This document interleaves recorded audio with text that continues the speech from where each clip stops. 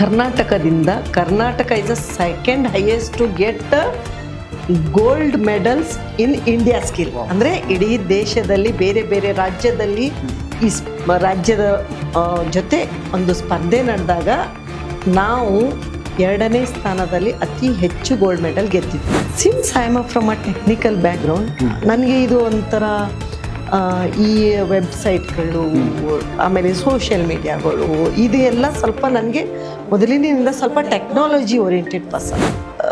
ಒಬ್ಬರಿಗೆ ದಿನ ಮೀನು ಹಿಡಿದು ಕೊಡೋದ್ರಿಂದ ಅವರು 1 ದಿನ ತಿಂತಾರೆ, 2 ದಿನ ತಿಂತಾರೆ.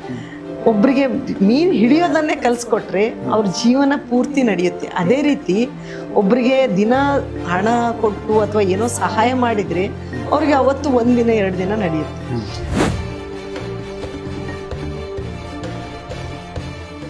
ಈ ಒಂದು ಕ್ಷೇತ್ರನ ಆರಿಸ್ಕೊಂಡಿದ್ದು ನೀವೇ ಆರಿಸ್ಕೊಂಡ್ರೆ ಅಥವಾ ಅದೇ ನಿಮ್ಮನ್ನು ನೋಡ್ಕೊಂಡು ಬರ್ತಾ? ಕರ್ನಾಟಕ ಕೌಶಲ್ಯ ಅಭಿವೃದ್ಧಿ ನಿಗಮ ಮಂಡಳಿ ಇದೆಯಲ್ಲ, ಇದು ನೀವು ಸೆಲೆಕ್ಟ್ ಮಾಡಿದ್ದ ಅಥವಾ ಮೊದಲೇ ನಿರ್ಧಾರ ಆಗಿತ್ತಾ ಇದನ್ನೇ ಮಾಡಬೇಕು ಅಂತ? ಇಲ್ಲ, ನಾನು ಒಂದು ವಿಷಯ ಹೇಳ್ತೀನಿ. ಯಾವುದೇ ಒಂದು ಹುದ್ದೆ ಕೊಡಬೇಕಾದ್ರೆ ನಮ್ಮ ನಾಯಕರು ನಾವು ಅದಕ್ಕೆ ಯಾವ ರೀತಿಯಾಗಿ ನಿಭಾಯಿಸಬಲ್ಲರು ಅಂತ ಅವ್ರಿಗೆ ಗೊತ್ತಿರುತ್ತೆ. ನಾನು ರಾಜಕೀಯಕ್ಕೆ ಸೇರಿದಾಗ ಇವಳು ಸಾಫ್ಟ್ವೇರ್ ಕಂಪನಿಯಲ್ಲಿ IT BTಯಲ್ಲಿ ಕೆಲಸ ಮಾಡೋಳು ಅಂತ ಏನೇ ಒಂದು ಟೆಕ್ನಾಲಜಿ ವರ್ಕ್ ಆಗಲಿ ಏನೇ ಆಗಲಿ, ಒಂದು ಪ್ರೆಸೆಂಟೇಷನ್ ಕೊಡೋದಾಗಲಿ, ಒಂದು ತರಬೇತಿ ಕೊಡೋದ್ರಲ್ಲಿ ನಮ್ಮ ಕಾಂಗ್ರೆಸ್ಸಲ್ಲಿ ಇದರಲ್ಲಿ ನಾವು ನಮ್ಮ ಹಿರಿಯ ನಾಯಕರ ಜೊತೆ AICC ಸೆಕ್ರೆಟರಿ ಅವ್ರ ಜೊತೆ, ಇಲ್ಲಿ ನಮ್ಮ KPCC ಅಧ್ಯಕ್ಷರೊಂದಿಗೆ, ಆಮೇಲೆ ಇನ್ಚಾರ್ಜ್ ಸೆಕ್ರೆಟರಿಗಳೊಂದಿಗೆ ಕೆಲಸ ಮಾಡಿದ್ದೆ. ಸೊ ಅವರಿಗೆಲ್ಲರಿಗೂ ಗೊತ್ತು ನಾವು ಯಾವ ರೀತಿಯಾಗಿ ಕೆಲಸ ಮಾಡ್ತೇವಂತೆ. Since I am from a technical background, ನನಗೆ ಇದು ಒಂಥರ ಈ ವೆಬ್ಸೈಟ್ಗಳು ಆಮೇಲೆ ಸೋಷಿಯಲ್ ಮೀಡಿಯಾಗಳು ಇದು ಎಲ್ಲ ಸ್ವಲ್ಪ ನನಗೆ ಮೊದಲಿನಿಂದ ಸ್ವಲ್ಪ ಟೆಕ್ನಾಲಜಿ ಓರಿಯೆಂಟೆಡ್ ಪರ್ಸನ್. ಅದು ಏನೇ ಒಂದು ಹೊಸ ಟೆಕ್ನಾಲಜಿ ಬಂದರೂ ಅದನ್ನು ನಾನು ಸ್ವಲ್ಪ ಬೇಗ ಉಪಯೋಗ ಮಾಡ್ಕೊಳ್ತೇನೆ. ಈಗ ಆರ್ಟಿಫಿಷಿಯಲ್ ಇಂಟೆಲಿಜೆನ್ಸ್ ಇದೆ. ಸೊ ಈ ರೀತಿಯಾಗಿ ನೋಡಬೇಕಾದ್ರೆ ನಮ್ಮ ನಾಯಕರು ನನಗೆ ತಮಗೆ ಗೊತ್ತಿದೆ, ನಾನು ಕೂಡ ಒಂದು MLAದು ಆಕಾಂಕ್ಷಿಯಾಗಿದ್ದೆ. ಕಾರಣಾಂತರದಿಂದ ನನಗೆ ಅದು ಒಂದು ಸೀಟು ಕೊಡೋಕ್ಕಾಗಲಿಲ್ಲ. ಬಟ್ ನನ್ನ ಈ ಒಂದು ಕೆಲಸಕ್ಕೆ ಮೆಚ್ಚಿ ನಮ್ಮ ನಾಯಕರೆಲ್ಲ ಸೇರಿ ಇಡೀ ಈ ಕೌಶಲ್ಯ ಅಭಿವೃದ್ಧಿ ನಿಗಮದ ಏನು ಲಿಸ್ಟಲ್ಲಿ ನನ್ನನ್ನು 1ನೇ ಸ್ಥಾನದಲ್ಲಿ ಆರಿಸಿ ನನಗೆ ಈ ನಿಗಮದ ಅಧ್ಯಕ್ಷ ಕೊಟ್ಟರು. ಯಾಕಂದರೆ ಇದರಲ್ಲಿ ಎಜುಕೇಷನ್ ಇದೆ, ಟೆಕ್ನಾಲಜಿ ಇದೆ, ಇದರಲ್ಲಿ ಸ್ಕಿಲ್ ಇದೆ. ಸೊ ಇದು ಎಲ್ಲದಕ್ಕೂ ಇವರ್ ದ ಫಿಟ್ ಪರ್ಸನ್ ಅಂತ ಹೇಳಿ ನಮ್ಮ ನಾಯಕರು ಹೇಳಿದಾಗ ನನಗೆ ತುಂಬ ಸಂತೋಷವಾಯಿತು.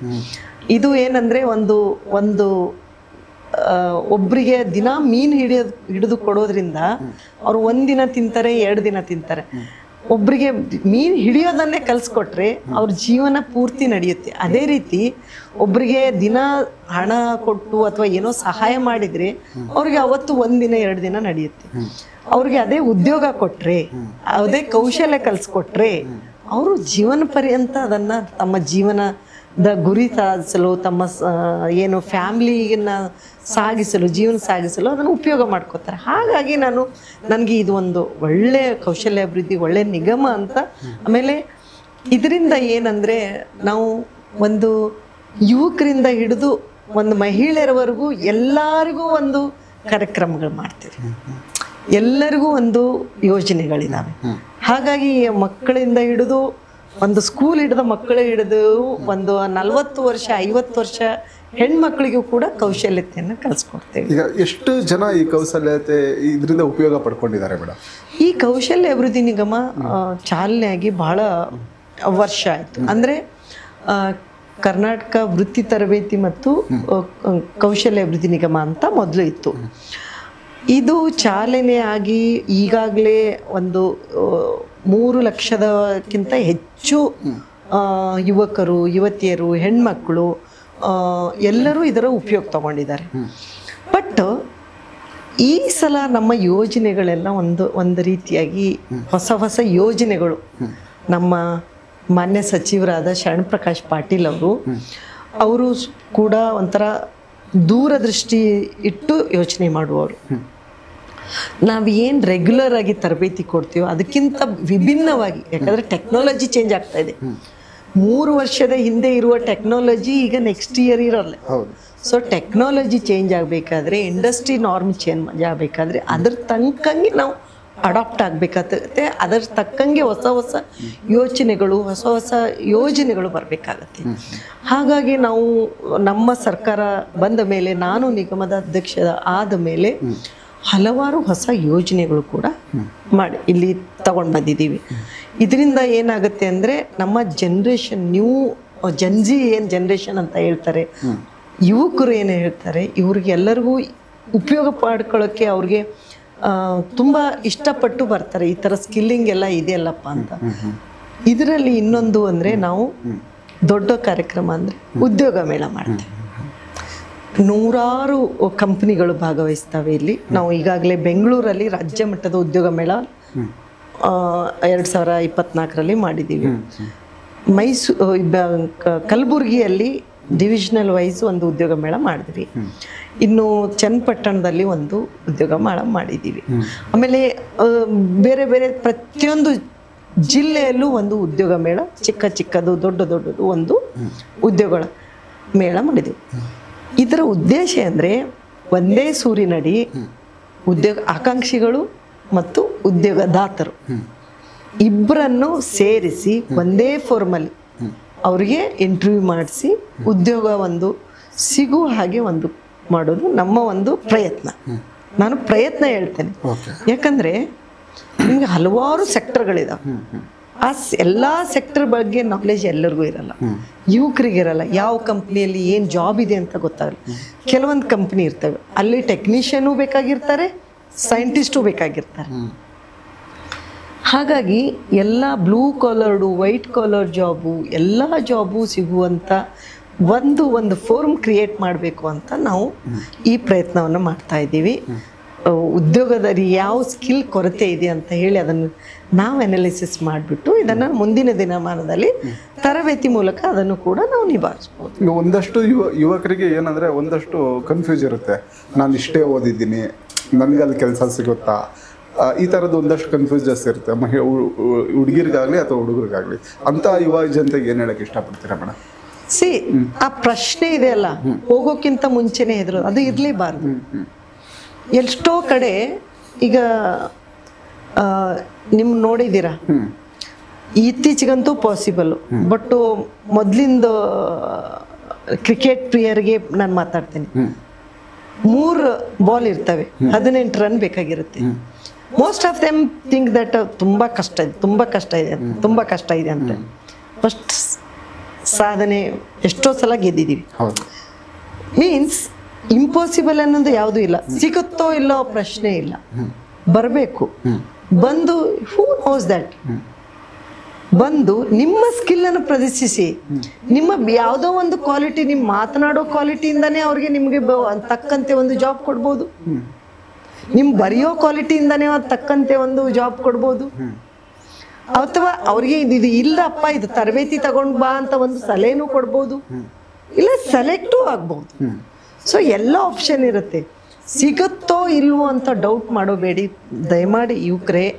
ನಾನು ಏನು ಈ ಮೂಲಕ ಕೇಳೋದಂದರೆ, ಯಾವುದೇ ಒಂದು ಅವಕಾಶ ಇದ್ದರೆ ನಿಮ್ಮ ಮನೆಗೆ ತನಕ ಅವಕಾಶಗಳು ಬರಲ್ಲ.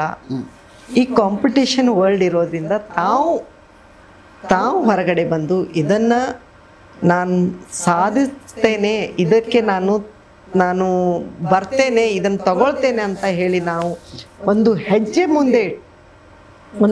ಮುಂದೆ ಇಟ್ಟರೆ, ತಾವು ದಯಮಾಡಿ ಇದರಲ್ಲಿ ಪಾರ್ಟಿಸಿಪೇಟ್ ಮಾಡ್ತಾ ಹೋದರೆ ಆರಾಮಾಗಿ ನಿಮಗೆ ಸಿಗುತ್ತೆ. Nothing is impossible. ಜೊತೆಗೆ ಮೇಡಮ್, ಈಗ ನೀವು ಈ ಅಧ್ಯಕ್ಷ ಸ್ಥಾನದಲ್ಲಿರೋದ್ರಿಂದ ನಿಮ್ಮ ಒಂದಷ್ಟು ಪ್ರಯೋಗಗಳಿರುತ್ತೆ, ಈ ರೀತಿ ಹೊಸ ಯೋಜನೆಗಳು ತರಬೇಕು ಅಂತ. ಅದಕ್ಕೆ ಸರ್ಕಾರದಿಂದ ಎಷ್ಟು ಸಪೋರ್ಟ್ ಇದೆ? ನೀವು ಅಂದ್ಕೊಂಡಂಗೆ ಸಪೋರ್ಟ್ ಸಿಗ್ತಾ ಇದೆಯಾ ಮೇಡಮ್? ತುಂಬ ಸಪೋರ್ಟ್. ಆ್ಯಕ್ಚುಲಿ ಭಾಳಷ್ಟು ಇದೆ ಹೇಳ್ತಾರೆ, ನಿಮ್ಮ ಸ್ಕಿಲ್ ಡೆವಲಪ್ಮೆಂಟ್ ಮೇಲೆ ನಮ್ಮ ಮಾನ್ಯ ಮುಖ್ಯಮಂತ್ರಿಗಳು ಮತ್ತು ಉಪಮುಖ್ಯಮಂತ್ರಿಗಳ ಬಹಳ ಪ್ರೀತಿ. ಆಮೇಲೆ ನಮ್ಮ ಸಚಿವರು ಶರಣ್ ಪ್ರಕಾಶ್ ಪಾಟೀಲ್ ಸರ್, ಈ ಕೌಶಲ್ಯತೆ ಅಂದರೆ, ಸ್ಕಿಲ್ ಅಂದರೆ ಬಹಳ ಪ್ರೀತಿ. ಯಾಕಂತ ಹೇಳಿದ್ರೆ ನಮ್ಮ ಯುವನಿಧಿ ಕಾರ್ಯಕ್ರಮ ಇದೆ. ಯುವನಿಧಿ ಮಕ್ಕಳು ನಿಮ್ಗೆ ಆಗಾಗಲೇ ಹೇಳಿದಾಗೆ ಅವರು 2 ವರ್ಷದಲ್ಲಿ ಅವ್ರಿಗೆ ಉದ್ಯೋಗ ಸಿಗದಿದ್ರೆ ಏನಕ್ಕೆ ಸಿಗಲ್ಲ, ಅನಾಲಿಸಿಸ್ ಮಾಡಿದರೆ ಎಲ್ಲೋ ಒಂದು ಕೌಶಲ್ಯದ ಕೊರತೆ ಇರುತ್ತೆ, ಅಥವಾ ನಾಲೆಜ್ ಇದ್ರೂ ಮಾತನಾಡೋ ಸ್ಕಿಲ್ ಇರಲ್ಲ, ಕಮ್ಯುನಿಕೇಷನ್ ಸ್ಕಿಲ್ ಇರಲ್ಲ. ಇದು ಎಲ್ಲ ಕೊರತೆ ಇರೋದ್ರಿಂದ ಇವರಿಗೆ ಆ ಸ್ಕಿಲ್ ಟ್ರೈನಿಂಗ್ ಕೊಟ್ಟರೆ ಭಾಳ ಉಪಯೋಗ ಆಗುತ್ತೆ ಅಂತ ಹೇಳಿ ಸರ್ಕಾರದಿಂದ ಪ್ರತಿಯೊಂದು ಯಾವುದೇ ಒಂದು ಕಾರ್ಯಕ್ರಮ ಮಾಡ್ತೇವೆ ಅಂದರೆ ನಮ್ಮ ಮಾನ್ಯ ಮುಖ್ಯಮಂತ್ರಿಗಳು ಈಗಾಗಲೇ ನಮ್ಮ 3-4 ಕಾರ್ಯಕ್ರಮಗಳು ಅವರು ಪ್ರತಿಯೊಂದಕ್ಕೂ ಎಸ್ ಅಂತ ಹೇಳಿ ಅವರೇ ಬಂದು ಚಾಲನೆ ಕೊಟ್ಟಿದ್ದಾರೆ. ವಿಶ್ವ ಕೌಶಲ್ಯ ದಿನ ಅಂತ ಎಲ್ಲರಿಗೂ ಗೊತ್ತು, ಒಲಿಂಪಿಕ್ಸ್ ಅಂತ ಗೊತ್ತು, ಸ್ಕಿಲ್ ಒಲಿಂಪಿಕ್ಸ್ ಅಂತ ಯಾರಿಗೂ ಗೊತ್ತಿಲ್ಲ. ನಾನು ಎಷ್ಟೊಂದು ಜನ ಶಾಲೆಗೆ ಹೋಗ್ತೇನೆ, ಕಾಲೇಜ್ಗಳಿಗೆ ಹೋಗ್ತೇನೆ,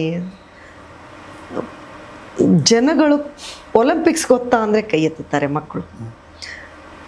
ಸ್ಕಿಲ್ ಒಲಿಂಪಿಕ್ಸ್ ಗೊತ್ತಾ ಅಂದರೆ ಹಿಂಗೆ ಹೇಳ್ತಾರೆ. ಆ ಸ್ಕಿಲ್ ಒಲಿಂಪಿಕ್ಸ್ ಅಂತ ಇರುತ್ತೆ, ಅದರಲ್ಲಿ ಜಗತ್ತಿನ ಹಲವಾರು ದೇಶಗಳು ಪಾರ್ಟಿಸಿಪೇಟ್ ಮಾಡಿರ್ತಾರೆ. ನಮ್ಮ ಕರ್ನಾಟಕದಿಂದ ಕೂಡ ನಾವು ಪಾರ್ಟಿಸಿಪೇಟ್ ಮಾಡ್ತಾ ಇರ್ತೇವೆ ಯಾವಾಗಲೂ. ಬಟ್ ಇದರದ್ದು ಅವೇರ್ನೆಸ್ ಭಾಳ ಕಡಿಮೆ ಇದೆ.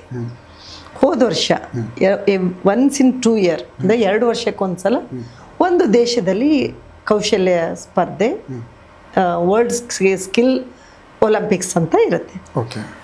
ಹೋದ ವರ್ಷ ಫ್ರಾನ್ಸಿನ ಲಿಯೋನಲ್ಲಿತ್ತು. Karnataka is a second highest to get gold medals in India skill. ಅಂದರೆ ಇಡೀ ದೇಶದಲ್ಲಿ ಬೇರೆ ಬೇರೆ ರಾಜ್ಯದಲ್ಲಿ ಈ ರಾಜ್ಯದ ಜೊತೆ ಒಂದು ಸ್ಪರ್ಧೆ ನಡೆದಾಗ ನಾವು 2ನೇ ಸ್ಥಾನದಲ್ಲಿ ಅತಿ ಹೆಚ್ಚು ಗೋಲ್ಡ್ ಮೆಡಲ್ ಗೆದ್ದಿದ್ವಿ. ಇದರಲ್ಲಿ ಗೆದ್ದ ಗೋಲ್ಡ್ ಮೆಡಲಿಸ್ಟರ್ನ ತರಬೇತಿ ನೀಡಿ ನಾವು ಕೆಲವೊಬ್ಬರನ್ನ ಒಂದು ನಮ್ಮ ಕರ್ನಾಟಕದಿಂದ 9 ಜನ ಎಕ್ಸ್ಪರ್ಟನ್ನು ಮಕ್ಕಳನ್ನು ಕರ್ಕೊಂಡು ವರ್ಲ್ಡ್ ಸ್ಕಿಲ್ ಕಾಂಪಿಟೇಷನ್ಗೆ ಫ್ರಾನ್ಸ್ ಲಿಯನ್ಗೆ ಹೋದ್ವಿ. ಇಲ್ಲಿ ಎಲ್ಲ ದೇಶದಿಂದ ಪಾರ್ಟಿಸಿಪೇಟ್ ಮಾಡಿರ್ತಾರೆ. ನಮ್ಮ ಮಕ್ಕಳು 4 ಜನ ಮೆಡಲಿಯನ್ ಆಫ್ ಎಕ್ಸಲೆನ್ಸ್ ಅವಾರ್ಡ್ ತಗೊಂಡು ಬಂದ್ವಿ. ಅದರಲ್ಲಿ ಒಂದು ಅವಾರ್ಡ್ ಯಾವ್ದು ಗೊತ್ತಾ? ಕುಕ್ಕಿಂಗ್. ಒಂದು ಹುಡುಗ ಕುಕ್ಕಿಂಗ್ ಮಾಡಿ. ಸೊ ಇದರಿಂದ ನಾನೇನು ಹೇಳೋದು ಗೊತ್ತಾ, ಅಡುಗೆ ಮನೆಯಿಂದ ಅಂತರಿಕ್ಷದವರೆಗೂ ಬರುವ ಎಲ್ಲ ಕೌಶಲ್ಯಗಳು ಬಹಳ ಮುಖ್ಯವಾಗಿ. ಒಂದು ಅಡುಗೆ ಮನೆಯಲ್ಲಿ ಏನಿರುತ್ತೆ, ಅಡುಗೆ ಮಾಡೋದ್ರಿಂದ ಹಿಡಿದು ಅಡುಗೆ ಬಡಿಸೋದ್ರಿಂದ ಹಿಡಿದು ಈ ಏನು ಸ್ಪೇಸು ಅಂತರಿಕ್ಷವರೆಗೂ ಬರುವ ಎಲ್ಲ ಕೌಶಲ್ಯಗಳು, ಅದು ಮಹಿಳೆಯರು ಮಾಡಲಿ, ಯುವಕರು ಮಾಡಲಿ, ಯಾರಾದರೂ ಮಾಡಲಿ, ಆ ಕೌಶಲ್ಯಗಳು ಬಹಳ ಮುಖ್ಯವಾಗಿರ್ತವೆ. ಅದರಿಂದ ನಮ್ಮ ಮಾನ್ಯ ಮುಖ್ಯಮಂತ್ರಿಗಳು ಎಲ್ಲರನ್ನ ನಾವು 5 ಲಕ್ಷ ಕೊಟ್ಬಿಟ್ಟು, ಅವಾರ್ಡ್ ಕೊಟ್ಬಿಟ್ಟು, ವರ್ಲ್ಡ್ ಸ್ಕಿಲ್ ಕಾಂಪಿಟೇಷನಲ್ಲಿ ಯಾರು ಗೆದ್ದವರನ್ನು ಅವ್ರಿಗೆ ಈ ಥರ ಪ್ರೈಸ್ ಮನಿನೂ ಕೊಟ್ಟು ಪ್ರಶಸ್ತಿಯನ್ನು ಕೊಟ್ವಿ.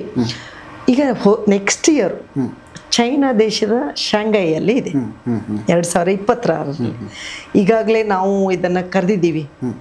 16 ವರ್ಷದಿಂದ 25 ವರ್ಷದ ಮಕ್ಕಳು ಎಲ್ಲರೂ ಪಾರ್ಟಿಸಿಪೇಟ್ ಮಾಡ್ಬೋದು. 63 ಸ್ಕಿಲ್ ಸೆಕ್ಟರ್ಗಳಿದ್ದಾವೆ. ಪಾರ್ಟಿಸಿಪೇಟ್ ಮಾಡಿಬಿಟ್ಟು ಅವರು ತಮ್ಮ ಸ್ಕಿಲ್ಲನ್ನು ತೋರಿಸ್ಬೋದು. ಇಲ್ಲಿ ಏನು ಕರ್ನಾಟಕ ಸ್ಕಿಲ್ಲಲ್ಲಿ ಗೆದ್ದವರನ್ನು ನಾವೇ ತರಬೇತಿ ಕೊಟ್ಟು ಇಂಡಿಯಾ ಸ್ಕಿಲ್ ಕಾಂಪಿಟೇಷನ್ಗೆ ಕಳಿಸ್ತೇವೆ. ಇಂಡಿಯಾ ಸ್ಕಿಲ್ಲಲ್ಲಿ ಗೋಲ್ಡ್ ಮೆಡಲಿಸ್ಟ್ ಅವರನ್ನು ಮತ್ತೆ ತರಬೇತಿ ಕೊಟ್ಟು ವರ್ಲ್ಡ್ ಸ್ಕಿಲ್ 2026 ಕಾಂಪಿಟೇಷನ್ಗೆ ಕಳಿಸ್ತೇವೆ. ಅವರು ಗೆದ್ದು ಬಂದರೆ ಅವ್ರಿಗೆ ಪ್ರೈಸ್ ಮನಿ ಕೂಡ ಕೊಡ್ತೇವೆ. ಇದರಿಂದ ಏನಾಗುತ್ತೆ ಗೊತ್ತಾ, ಮಕ್ಕಳಿಗೆ ಈ ಕೌಶಲ್ಯ ಓದೋದ ಮುಖಾಂತರ ಕೌಶಲ್ಯ ಕೂಡ ಕಲಿಬೇಕು ಅಂತ ಒಂದು ಏನು ಭಾವನೆ ಹುಟ್ಟೋದಾಗಲಿ, ಒಂದು ಸಾಧನೆ ಮಾಡಬೇಕನ್ನೋದಾಗಲಿ, ಒಂದು ಹಂಬಲ ಹುಟ್ಟೋದಾಗಲಿ ಅದ್ರ ಇದ್ದೇ ಇರುತ್ತೆ. ಹಾಗಾಗಿ ಇದನ್ನು ಈ ತಮ್ಮ ಚಾನಲ್ ಮುಖಾಂತರ ಎಲ್ಲರಿಗೂ ಕೂಡ ನಾನು ಈ ವರ್ಲ್ಡ್ ಸ್ಕಿಲ್ ಕಾಂಪಿಟೇಷನ್ ಏನಿದೆ ಅದರಲ್ಲಿ ಕರ್ನಾಟಕ ಸ್ಕಿಲ್ಲಲ್ಲಿ ತಾವು ಕೂಡ ಪಾರ್ಟಿಸಿಪೇಟ್ ಆಗಿ ಇದರಲ್ಲಿ ಭಾಗವಹಿಸಿ ಇದರಲ್ಲಿ ತಮ್ಮ ಮುಖಾಂತರ ಇಲ್ಲಿ ಕೇಳ್ತೇನೆ.